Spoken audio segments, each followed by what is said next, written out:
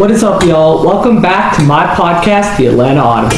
As usual, I'm your host, Ice Ray, and in this episode, I'm going to be talking about the 2016 Atlanta Falcons. The 2025 NFL season officially ended last Sunday, with the Seattle Seahawks absolutely blowing out the New England Patriots. And while it was fun as a Falcons fan to watch the Patriots get blown out and lose the Super Bowl, it reminded me of the 2016 Falcons team that was just 15 minutes from glory. That team was good. No, it was actually great, but so many people forget about how good that team was because of how it ended. And I'm not going to rehash how it ended, we all remember that, but I'm here to remind people exactly how good that 2016 Atlanta Falcons team really was. For one thing, the 2016 Atlanta Falcons were one of the best offenses of all time. They scored 33.8 points per game for a total of 540 points, the most in the league in 2016.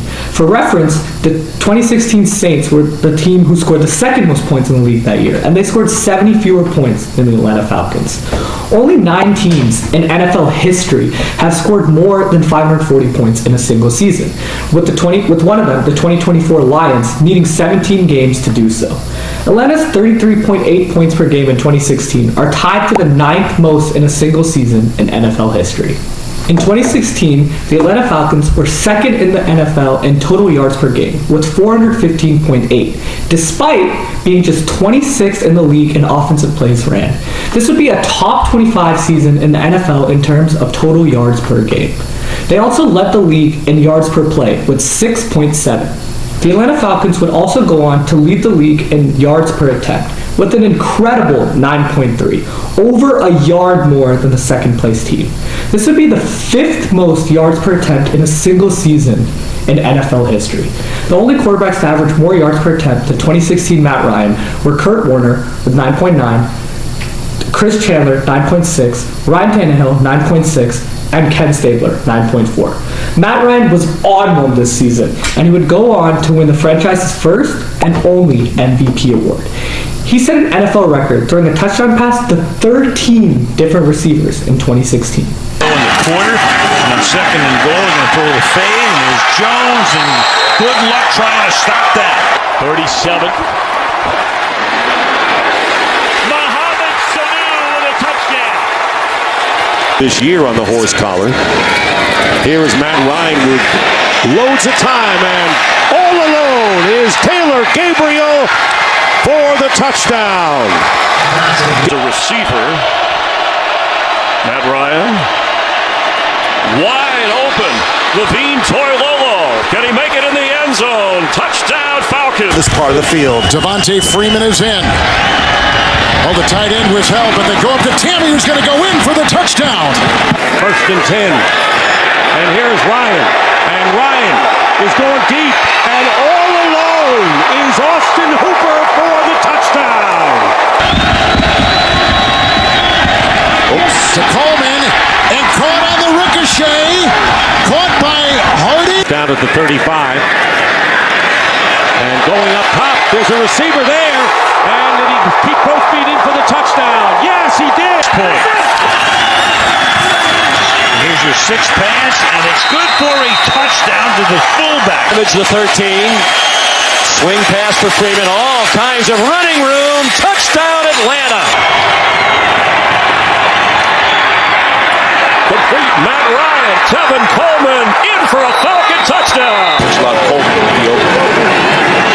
Play action, look into the end zone. What an unbelievable catch by Joshua Perkins. And that is a touchdown.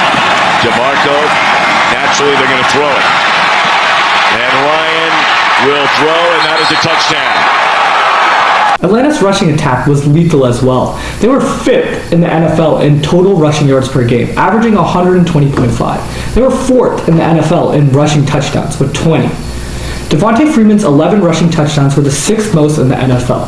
Tevin Coleman's 8 rushing touchdowns were tied for the 11th most that season, despite having just 118 carries in 2016. Both backs would also average over 4 yards per carry. So, the offense was literally amazing. The defense was pretty average. However, they did have the NFL sack leader, Vic Beasley, who had 15.5 sacks and a multitude of forced fumbles in 2016. Daniels and make plays with this offense. Second and 12. Watch out from behind. It gets hit, and it was Vic Beasley who picks up the loose ball. Fumble recovery and a touchdown. Rivers being rushed, and the ball's not loose. It's still loose, and it's picked up. Well, Smith was fortunate to get away from the pass rush the first. Despite having the NFL sack leader in Vic Beasley, the Falcons barely managed to finish in the upper half of the league in terms of total sacks. They finished top 3 in turnover differential, but had just 12 defensive interceptions, tied for 18th in the league. So basically, the Atlanta Falcons defense was forcing clutch turnovers, and it was only working because the Atlanta Falcons offense was so efficient that they would hardly turn over the balls themselves. If Rodgers completes this last pass, then the Packers are only down 17 and they're driving with a chance to make it a 2-possession game. Instead, Ricardo Allen intercepts it and the Falcons go on to make it a 24-point game. But when the Falcons offense was turning the ball over, the defense couldn't stop a nosebleed, and that would lead to L's in 2016, such as the Chiefs game and unfortunately Super Bowl 51. Atlanta was, however, top 10 in the league in forced fumbles, and a lot of that was due to Vic Beasley, who was getting a ton of strip sacks that season. Overall, though, that defense was not very good. They were 26th in the league in scoring defense. But it was fun and gritty. It's very unfortunate that they could not hold on to win it all in the Super Bowl. That playoff run was so fun until the end, and one of the most dominant ones we've ever seen from both Matt Ryan and Julio Jones. Julio Jones had 19 receptions for 334 yards and 3 total touchdowns in 3 playoff games. Matt Ryan, on the other hand, completed 71.4% of his 98 pass attempts for 70 completions, 1,014 passing yards, 10 total touchdowns, 0 interceptions, 135.2 passer rating, and a whopping 90.5 QBR. For context, Joe Flacco will always be remembered for his memorable Cinderella run in which he took down a gauntlet of opponents en route to helping the Baltimore Ravens win their second franchise Super Bowl. In those 4 playoff games, Joe Flacco completed 57.9% of his passes for 1,140 passing yards, 11 total touchdowns, 0 interceptions, and 117.2 passer rating in 4 playoff games. For context, Matt Ryan had a higher completion percentage, he averaged more total yards per game, averaged more touchdowns per game, and had a higher passer rating. But he'll be forever remembered as a choker because Devontae Freeman could not pick up a block. Unfortunate, but that playoff run was truly something special. I mean, Matt had 5 total touchdowns in the NFC Championship game against the Green Bay Packers. No other quarterback in NFL history has had 5 total touchdowns in the NFC Championship game. Not to mention, Julio Jones was tearing them up. He had 180 yards and 2 touchdowns that game. That duo was truly something special in the 2016 playoffs. Ryan flushed out, flips it, touchdown Atlanta. Second down, Ryan escapes, gonna run, has some room and a touchdown. Line for Green Bay, now some back out. End zone, Jones. He comes with a blitz, Falcons pick it up, and there's Jones. Flag is down. Julio Jones with a catch. Still going, still in bounds. Touchdown, Atlanta. Atlanta had a plus 39 point differential in their 2 playoff games heading into the Super Bowl 51. And we all know how that game went, so I'm not going to rehash it. But Matt Ryan and Julio Jones did connect for one of the greatest throws and catches in Super Bowl history in Super Bowl 51. Extra men on the rush. Ryan steps through it, throws on the run, and Jones with a catch. Phenomenal catch by Julio Jones on the sideline.